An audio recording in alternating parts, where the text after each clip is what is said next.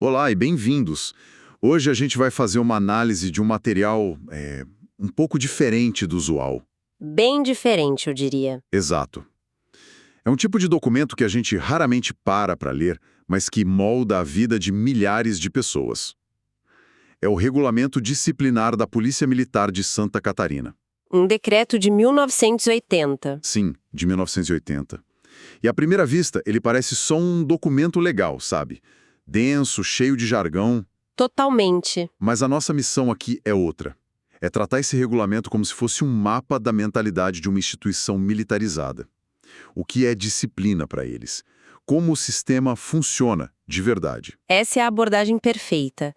Porque um documento desses é, na essência, o sistema operacional da organização. O sistema operacional. Boa.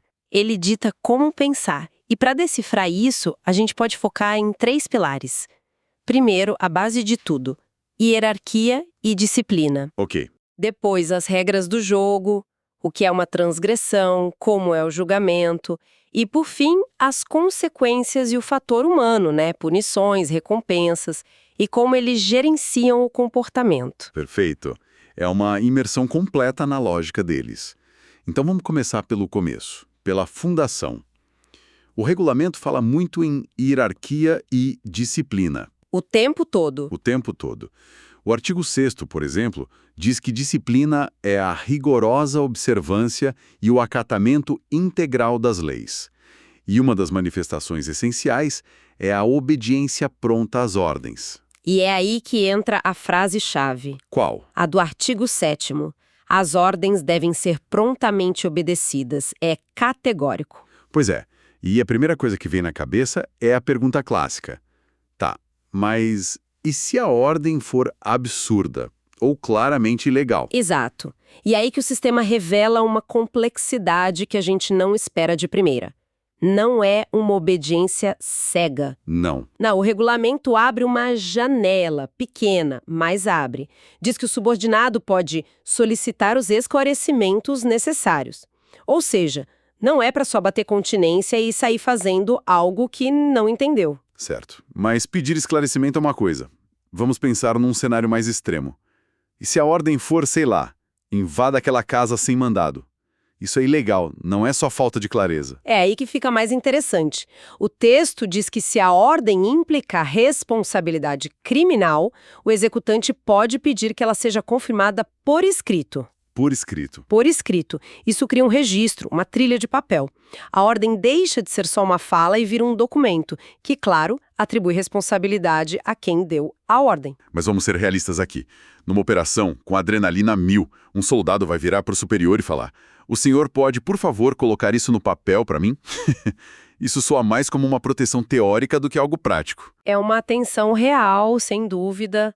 A cultura, a pressão do momento, tudo isso pesa. Mas a regra estar no papel já é fundamental. É uma salvaguarda. E o ponto final é o mais importante. Que é?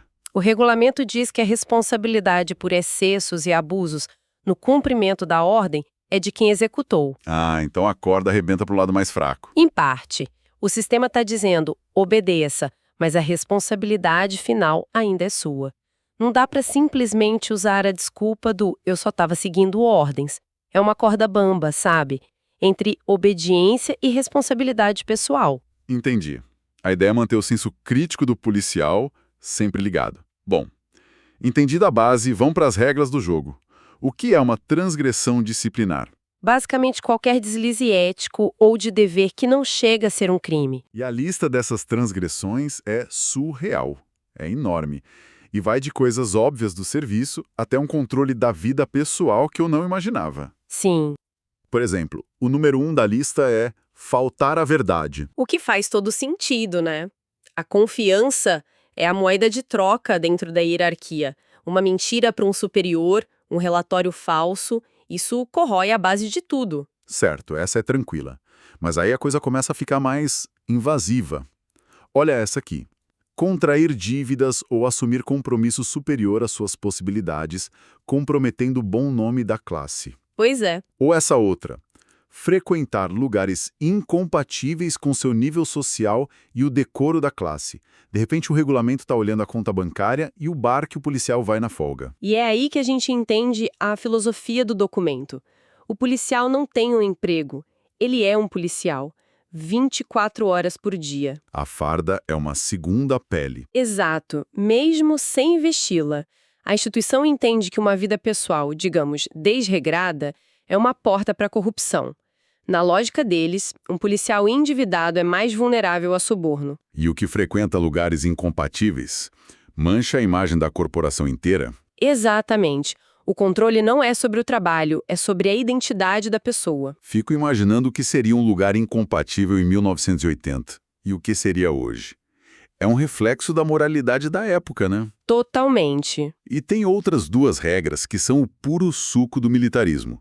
Uma proíbe manifestar-se publicamente a respeito de assuntos políticos. Essencial para a ideia de neutralidade da força. E a outra proíbe censurar ato de superior ou procurar desconsiderá-lo. E essas duas são os parafusos que seguram a estrutura toda de pé.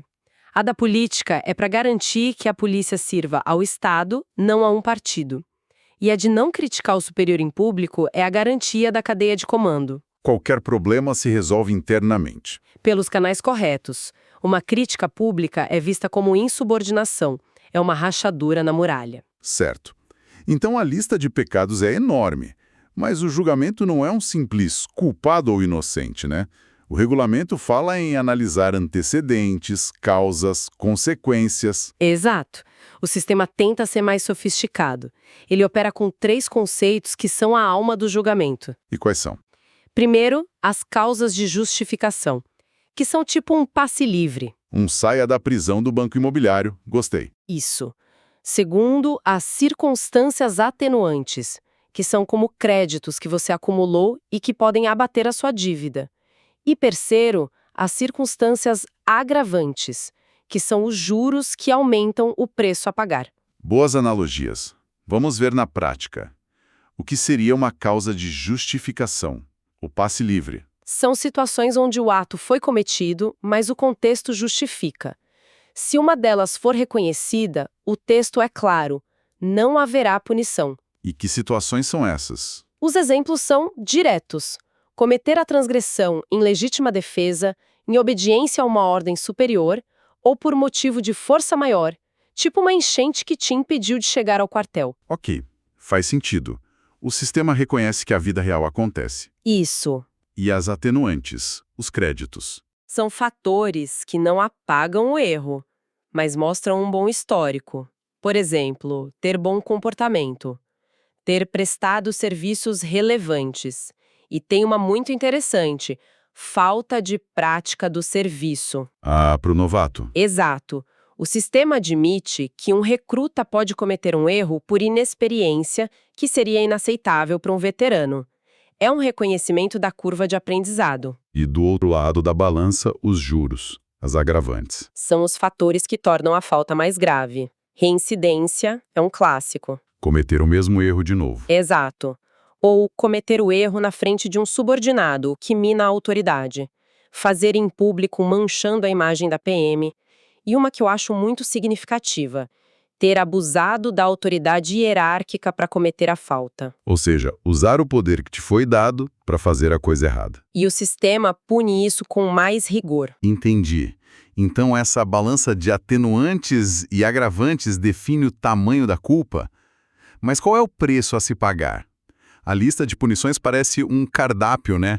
Com opções que vão de um puxão de orelha até o fim da carreira. É exatamente um cardápio, com uma gradação muito clara de dor. Começa com a advertência. A mais leve. A mais leve, basicamente uma bronca verbal. Nem vai para o seu histórico oficial publicado, mas fica anotada na sua ficha. É o primeiro cartão amarelo. Um aviso de não faça de novo. Isso. Subindo um degrau, vem a repreensão. Aí a coisa já fica mais séria. É uma censura enérgica e é publicada no boletim interno. Agora é oficial. Fica no histórico para sempre. Fica. E a partir daí, a liberdade começa a ser afetada. A detenção significa que o policial fica retido no quartel, mas continua trabalhando. É uma restrição de ir e vir, não um confinamento. E depois da detenção vem a prisão mesmo. Sim, a prisão. Aí é confinamento em local próprio. O regulamento até detalha a separação por círculos hierárquicos, oficiais, sargentos. E para as outras praças, o termo é o famoso xadrez. O próprio. E ainda tem a prisão em separado, que é um agravamento, um isolamento. É a punição mais dura antes da expulsão. Que nos leva ao topo do cardápio, a pena máxima. O licenciamento ou a exclusão a bem da disciplina. É a pena de morte profissional. É pesado. Muito. O texto diz que ela é aplicada quando a transgressão afeta o sentimento do dever, a honra pessoal, o pundonor militar e o decoro. Pundonor militar, essa expressão é a chave de tudo, né? É uma mistura de honra, brio, um senso de dever quase sagrado. Ferir isso é o pecado capital. É quando a instituição diz: essa pessoa não tem mais conserto para nós. O que me surpreende é que o regulamento não é só um manual de punições. Ele cria todo um sistema para classificar o comportamento, para dar recompensas, parece quase uma gamificação da carreira. É a analogia perfeita. É exatamente isso. Existe um sistema de classificação de comportamento em 5 níveis: mal, insuficiente, bom, ótimo e excepcional. E todo mundo começa em que nível? No bom, no meio do caminho. A partir daí, suas ações te fazem subir ou descer nessa escada. E para subir o esforço é gigantesco. Eu vi os prazos. Para chegar no excepcional, o nível mais alto, são 8 anos sem nenhuma punição. 8 anos? 8 anos. Para ser ótimo, são 4 anos com, no máximo, uma detenção. É uma disciplina constante. E essa classificação não é só um título. Ela impacta a carreira diretamente. Promoções, cursos, missões, tudo passa por aí. É um incentivo constante para andar na linha. Mas o sistema tem alguma válvula de escape, se a pessoa achar que foi punida injustamente. Tem sim. Existem mecanismos para recorrer, como o pedido de reconsideração e a queixa. Não é uma ditadura do superior, pelo menos no papel. Há canais para contestar. E para fechar o ciclo dessa gamificação, depois dos níveis e das punições, vem os prêmios. Sim, para equilibrar a balança. O regulamento prevê basicamente 2 recompensas. Quais? A primeira é o elogio. É um reconhecimento formal, publicado, destacando uma ação de mérito. É a medalha simbólica. E a segunda? É bem mais prática. As dispensas do serviço. Basicamente, dias de folga como prêmio por um trabalho bem feito. Ah, essa deve ser a mais desejada. Imagino que sim. E isso fecha o ciclo. Regras claras, punições para quem as quebram e recompensas para quem se destaca. É um sistema completo de gestão de comportamento. Ao final dessa análise, fica muito claro que isso é muito mais do que um código de conduta. É um manual que molda a vida inteira do policial militar em Santa Catarina. Profissional, pessoal, social. É um ecossistema completo, com regras, julgamentos, pesos, contrapesos, tudo desenhado para manter a disciplina e a hierarquia como os valores supremos. Que sustentam a instituição. Exatamente. E isso nos leva a uma reflexão final, algo para quem nos ouve continuar pensando. Manda. A gente mencionou no início que o documento é de 1980, um contexto político e social do Brasil muito específico. A questão que fica é: como os princípios, a linguagem e as prioridades de um regulamento forjado naquela época continuam a ressoar e a moldar a cultura de uma força policial hoje, décadas depois? E operando numa sociedade completamente diferente. Numa sociedade democrática que cobra cada dia mais transparência, diálogo, responsabilidade das suas instituições, como essa estrutura rígida se adapta? É uma pergunta fundamental, eu acho, para entender os desafios da polícia no século XXI.